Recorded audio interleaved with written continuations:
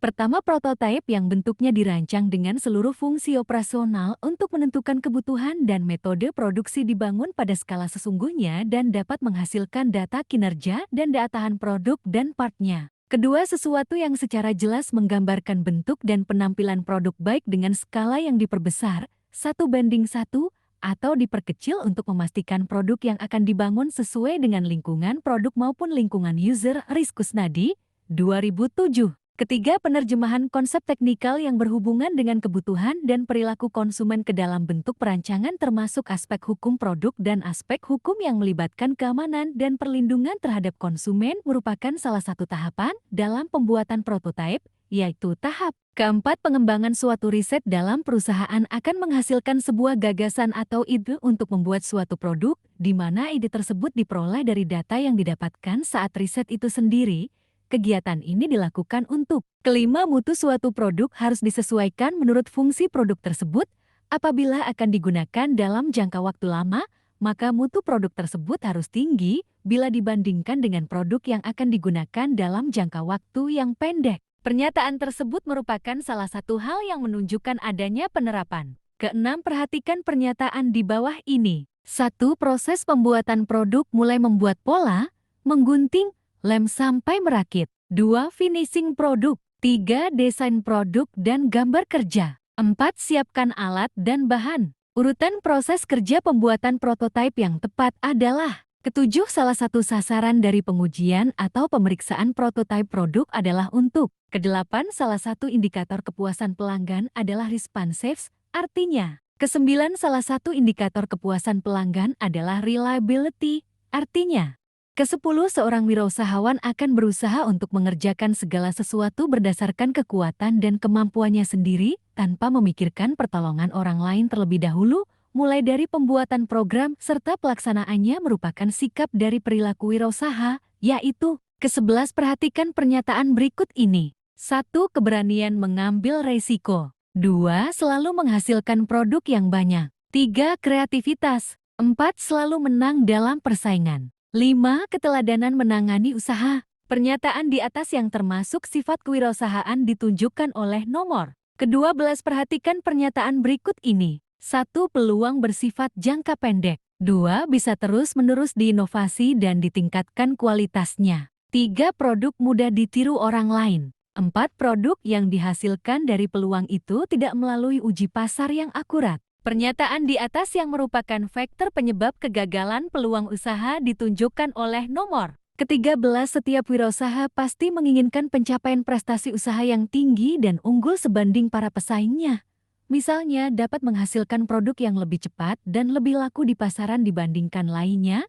Hal tersebut merupakan salah satu prestasi yang dicapai wirausaha.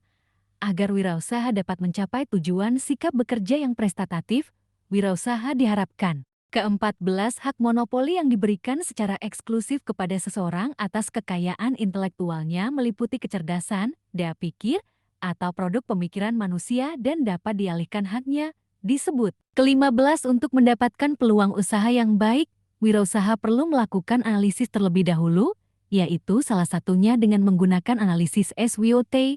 Analisis SWOT yang berkaitan dengan ancaman usaha adalah: ke-16. Untuk ciptaan yang berupa buku, pamflet dan karya tulis lainnya, seni tari, seni lukis, seni pahat, seni patung, seni batik, ciptaan lagu atau musik dan karya arsitektur diberikan masa berlaku hak cipta selama. Ke-17. Pak Banu dan Pak Aldi adalah pembuat mesin drone dengan teknologi tercanggih dan diberi merek 3DD421 untuk mematenkan merek dangnya.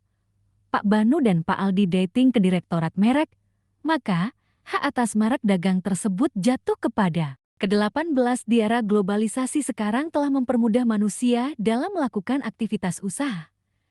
Namun, era globalisasi memiliki kelemahan dalam hal pembajakan hak cipta.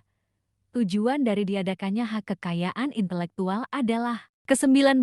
Peluang usaha atau peluang bisnis dapat ditemukan di berbagai bidang kehidupan, seperti pendidikan, produksi, distribusi, transportasi, dan sebagainya. Usaha yang dilakukan dengan membuka usaha rekam video untuk dokumentasi merupakan peluang usaha di bidang Ke-20 di era globalisasi sekarang telah mempermudah manusia dalam melakukan aktivitas usaha. Namun, era globalisasi memiliki kelemahan dalam hal pembajakan hak cipta. Tujuan dari diadakannya hak kekayaan intelektual adalah ke-21 bacalah langkah untuk menemukan inspirasi usaha berikut ini. 1.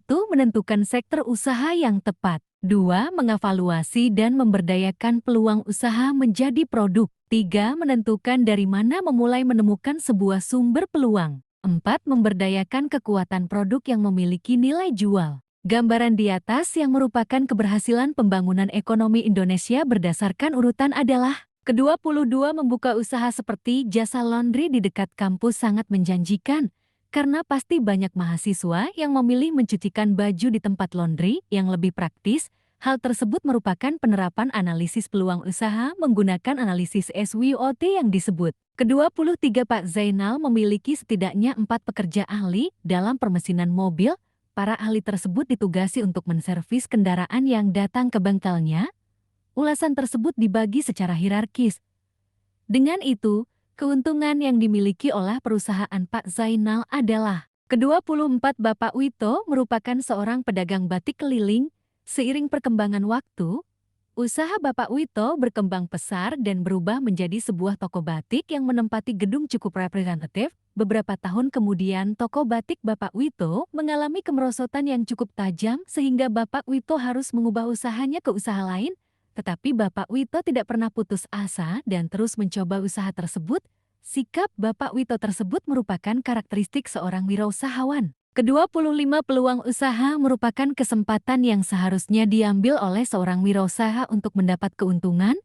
Modal awal bagi seorang wirausaha untuk mengenali lingkungan, melihat peluang usaha dan mencapai kesuksesan dalam usaha adalah ke-26 menggambarkan bentuk prototipe. Misalnya kumpulan kertas sketsa atau simulasi komputer dalam dunia keperawatan, prototyping lebih cenderung kepada pembuatan iklan, mempertimbangkan tempat yang akan digunakan dan perhitungan aspek finansial, disebut dimensi.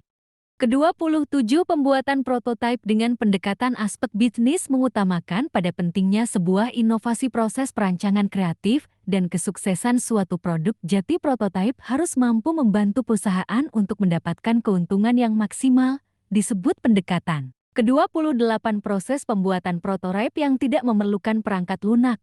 Rapid prototyping luar jaringan adalah alat untuk evaluasi segala permasalahan yang berkaitan dengan desain.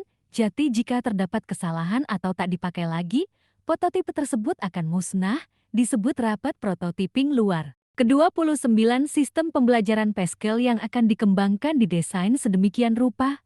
Dengan demikian mampu memaksimalkan proses pembelajaran dan memungkinkan user untuk mendapatkan penguatan pemahaman konsep yang lebih baik, disebut. Ke-30 komunikasi utama antara si pembuat gambar atau UD dengan si pelaksana di lapangan, dan gambar harus dipahami oleh kedua belah pihak, disebut gambar. Ke-31 prototipe dapat mendorong terjadinya komunikasi dan membantu para wirausahaan dengan konsumen dalam berinteraksi untuk menyempurnakan badan usaha yang dibangun. Kegiatan prototipe dapat dianalisis berdasarkan 4 dimensi yakni. Ke-32 ada beberapa pendekatan yang bias dipilih dalam pembuatan prototipe. Berikut penjelaskan mengenai pendekatan-pendekatan dalam strategis prototipe. Ke-33 diperlukan sistem pendukung dalam mengoperasikan aplikasi berbasis multimedia dengan standar minimal perangkat. Ke-34 mengidentifikasi risiko pembiayaan, mengevaluasi pilihan alternatif prototipe, dan menentukan biaya yang sesuai dengan proses pembuatan prototipe. Ke-35 berikut beberapa tahapan dimestimasi yang dapat dilakukan. Ke-36 prototipe dapat dikatakan sebagai artefak yang berdiri sendiri atau dalam bentuk sebuah desain, mengandung karakteristik mendukung kreativitas, membantu pengembang untuk menangkap dan menghasilkan ide dan memfasilitasi pengembang, dan memberikan informasi kegiatan prototyping dapat dianalisis berdasarkan 4 dimensi, yaitu Ke-37 memperpendek siklus pembuatan prototipe. Evaluasi desainer akan lebih mampu mencari alternatif lain